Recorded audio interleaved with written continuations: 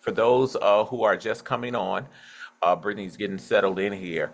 Make sure you share the link with somebody that we all know somebody that struggles with boundaries. Send them the link right now. Mom, dad, brother, sister, coworker. Okay, this is an opportunity for them to grow tonight. So send them the link. Even if they've never been on Bible study, they can join just the same.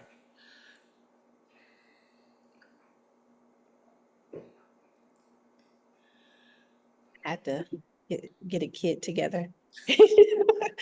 So I'm going to recap really fast about last week, just in case there are some people who was not on here the last time. So I was presenting on boundaries, and I started off talking about boundaries and how what are God boundaries, and I use the example of the 10 Commandments to really set the tone around understanding that boundaries is something that was created by God that actually is helpful for us and for everyone to actually utilize boundaries, because it does protect us, it protects others, it keeps us aligned with what God wants us to be doing and what our purpose is. And so I'm going to start here where it just says how to uphold your boundaries, just to kind of recap from there. And so it said you need to start small when you are thinking about your boundaries. What does it mean to reset your boundaries and things like that? It's always good to start early, because once you start a relationship, it's always more difficult when more emotions are involved.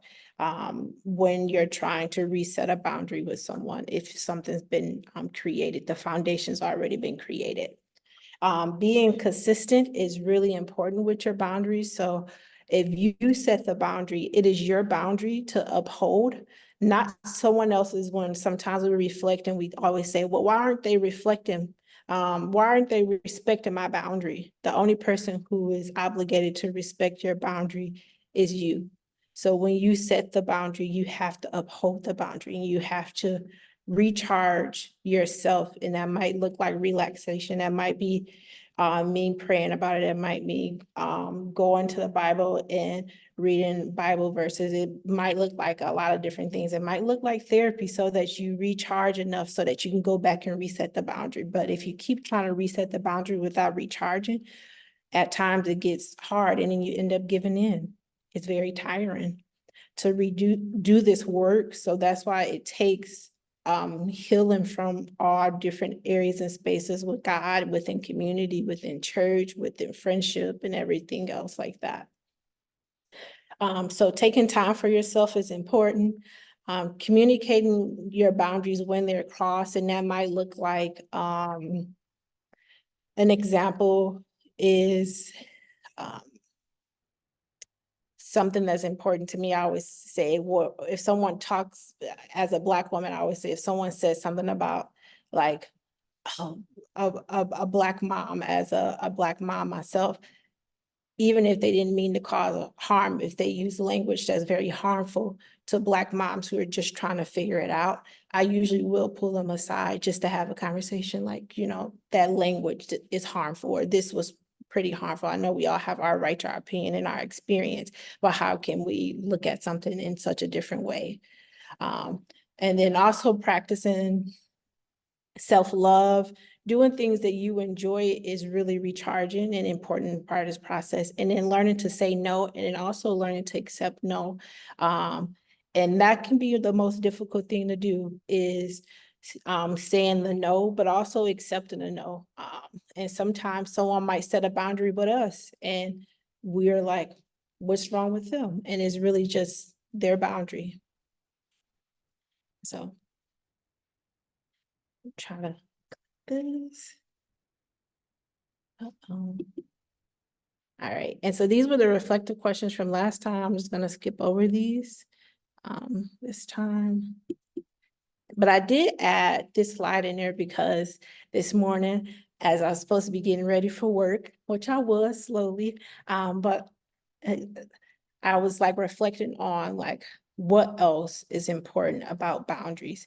What is something that's super important? And as I was thinking about that, like, I God just gave me more about consistency and the importance of consistency. And when I reflect on the 10 commandments, right, that we were talking about last time, the 10 commandments is like the ingredients, right? The ingredients that we need to create the consistency that makes things flow better, makes things go together better. But when we are mixing the ingredients that are in balance. So that means like maybe we say, I'll make sure I'm not,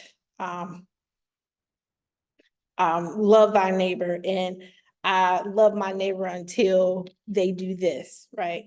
That's not what this says. So now you're mixing other things into the ingredients.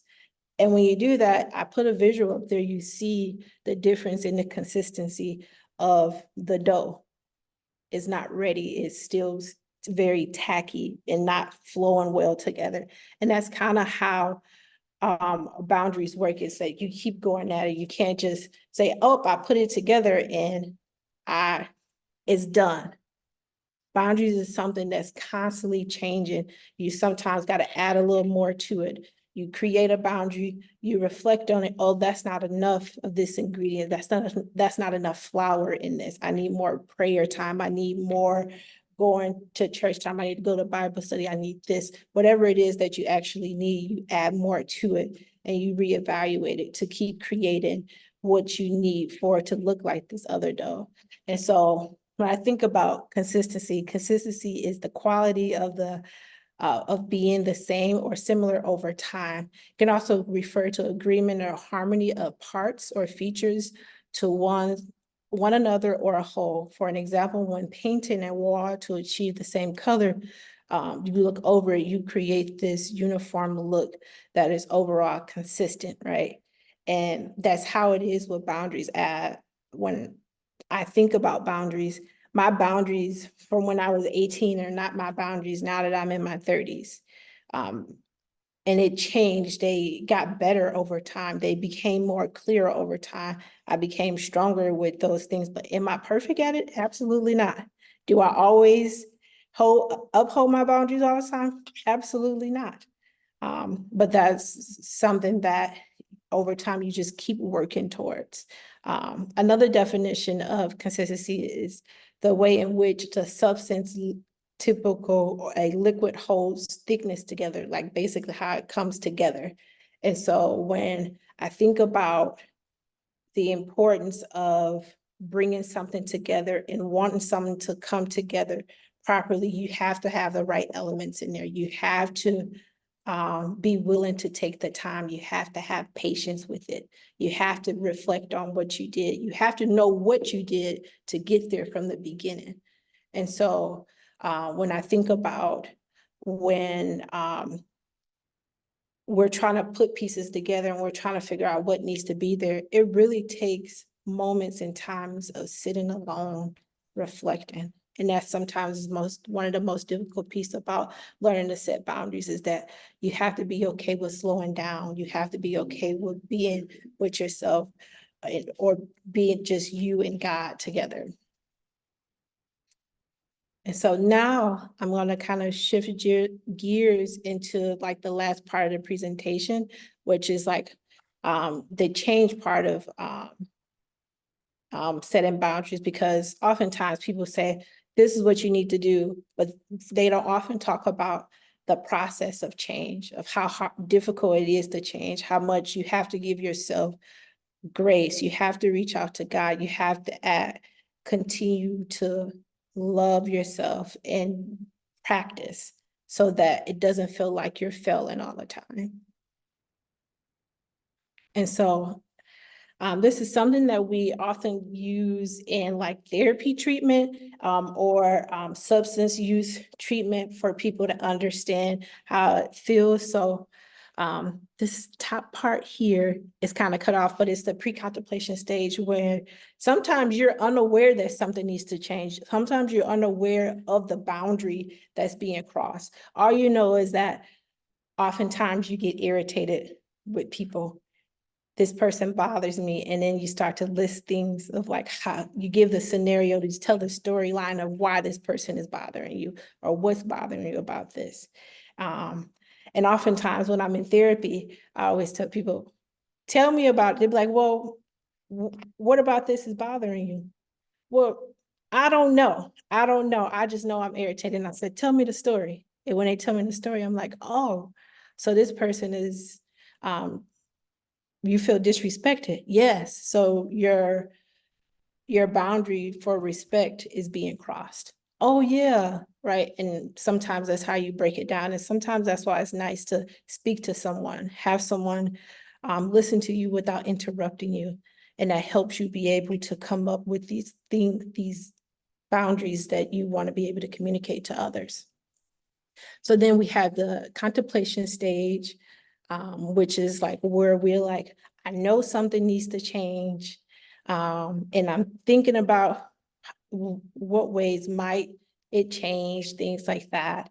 Then we start to prepare to make the decision of what route you want to take.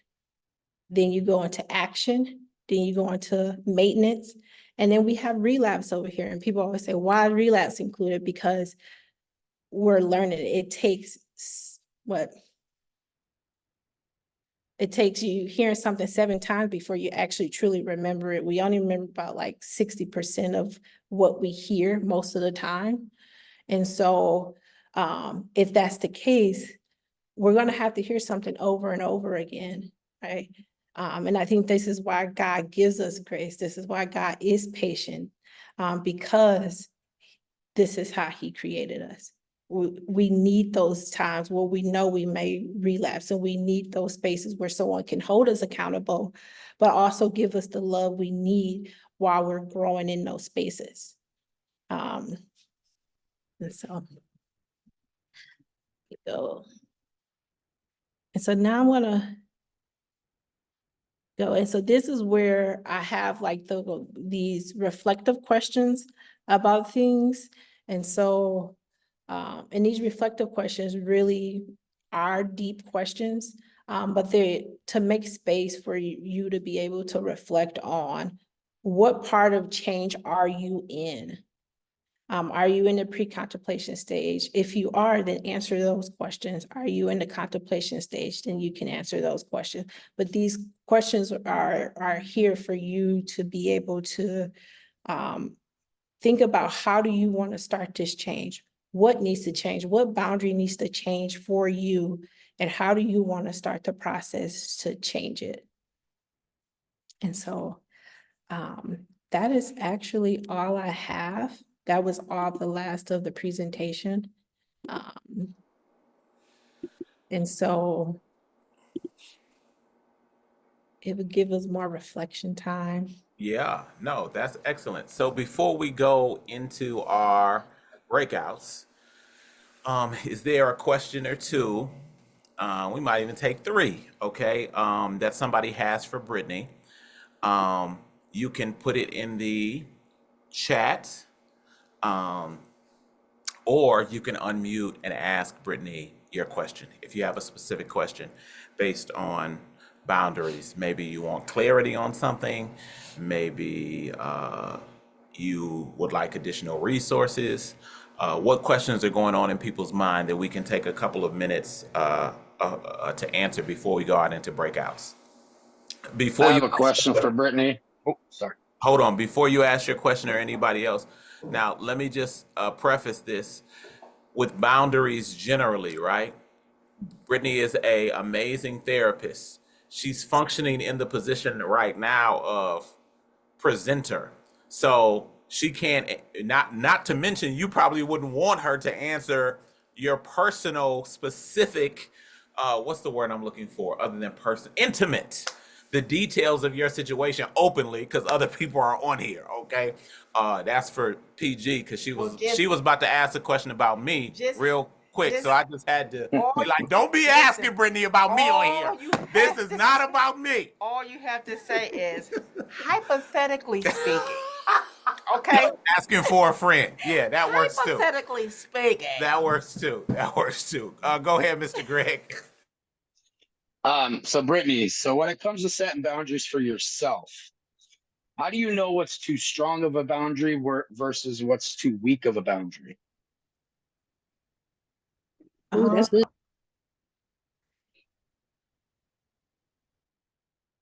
Tori, was that Tori that said something? I think for me, I really, it goes back to the, last week where I said I go back and reflect on it. I've done a lot of work to recognize where, it's time for me to reflect on something, but I also, we call it like rupture and repair, where we have to correct something and then we have to repair the harm. So I might say something that I know someone is not going to like, but I also make sure that person knows that the door is open to continue the conversation. And usually you don't know if it's too harsh until that person comes back to you and say, hey, this has come up. So really it's about like the openness, the genuineness that you show when you're communicating that. And I'll be honest, in the beginning, I was cutthroat. I'd be just like, no, like, and people would be like, that was rude. And I had to work on that part of myself of how I wanted to do stuff. So I already speak in a softer tone. But a lot of my coworkers always say that they'd be like, when you're ready to tell somebody something, your tone, everything that I do, it just drops because I want people to want to listen to what I have to say. And when you speak at a higher octave, people are already can hear you. But if you want to get someone's attention, you bring your voice down and lean in. Okay. So to piggyback off of my question, Mhm. when setting a boundary, right? So let's say, just for instance, I'm setting a boundary for my child, right? Mhm. I want that boundary to be solidified, right? Mhm. But is there certain instances where I can justify breaking or violating that boundary, so that I can appease my child, or should I stand firm on that? Oh, when it comes to boundaries with kids, the best way to do boundaries with kids is modeling the behavior that you want to see. Children's first language is nonverbal communication. They see everything before they start to speak it. And so if I want my child to learn something and I want them to learn what it means to be kind and how to speak to someone and communicate to someone, they're not seeing me cuss folks out. They're not seeing me raise my voice. Or they're not seeing me 1 minute at work like this, then I'm code switching to be over here. Like they're not seeing me. They see me. I'm the same person here, there, everywhere I go, you're gonna get the same Brittney. And so one of the biggest things is being able to model that behavior that you want to see within your child. But then there are instances where that question is dependent on what you want your child to learn. But it is different ways that you can teach it to your child, if that's what I think the question may be asking, more of like how to teach what you're trying to teach, because you may need to be flexible because every child has their own learning differences. Some children might learn visually, some children might learn more verbally, some children might learn by just observing tactile, which is touch. Like every person is different in general. So it's really about those moments of time when you get to know your child as you're making more space for your child to communicate how they learn, then you can communicate it to, because the purpose of it is not to be harsh, right? The purpose of what you're trying to do is to keep your child safe and love your child. Yeah, I mean, more generally, I was just using the child as an example Mhm. for boundaries in general. I Mhm. mean, you know, the same boundaries I would have for my child might be different for an adult. But I still want to figure out a way to keep boundaries in a broad spectrum, versus individualized. It's something I'm working on with myself. So Okay, thank you. I will say the more I started to learn more about boundaries, I realized that my boundaries was the same across the board of who I was talking to. Because that's just, but how soon I reveal them to people, how I communicate them to people change depending on the relationship a little bit. So an example is that I model everyday communication for my kids for it, but anyone I come across every day. I mean, I've said this earlier too, and I say it again, like being a Black woman is important to me. So I model that everywhere I go. People hear me say it loud and proud, and that's just what it is. Being a mom is very important to me. Being a child of God is very important to me. So I talk about it everywhere I go in. Every space that I'm in. Respect is very important to me. My integrity is very important to me. So those things carry with me, and it's not something that I just turn off and on when I walk into certain spaces. That's where we get confused about what we're doing with ourselves. And that's when we lose our purpose, when we go into spaces and we feel like we gotta dim parts of ourselves, dim parts of our boundaries, because our boundaries are often directly connected to our identity. Thank you, Brittany. Anybody else? One more quick question, and then we'll go ahead and get into our breakouts. If you don't want to say it, you can type it in the chat, and that's okay too. That'll work. And then we'll go into our breakouts while you're thinking of your questions. Here's how we do our breakouts. Our breakouts are about 20 minutes. There's 3 questions in there. Simone Kelly's going to be leading one breakout room tonight. First for Simone. And then Sheena, who did an excellent job Sunday hosting as well, is going to be in the other breakout room. And the questions are, well, let me give somebody else an opportunity to ask Brittany another question if you have one to ask. And if nobody has any questions, then I'll say what the questions are, and then we'll break out. I have a quick question. Go ahead. So me and my mom, we definitely practice boundaries a lot, but I guess I have a hard time expressing my boundaries without sounding like kind of rude, because I just like get straight to the point. But I'm just wondering like how would be a more gentle, way to say it, I guess.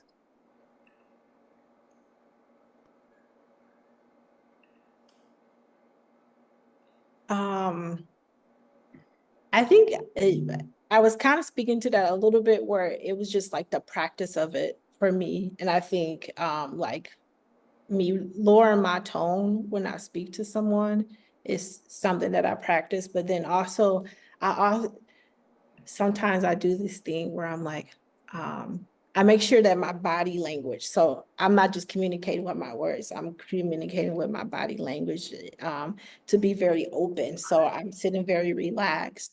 I won't sit with my arms folded. I won't sit with my legs crossed. I'll sit very open and welcoming in order to communicate that to someone.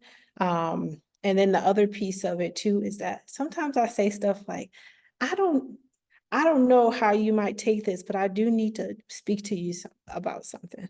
And then using I feel statements are really powerful.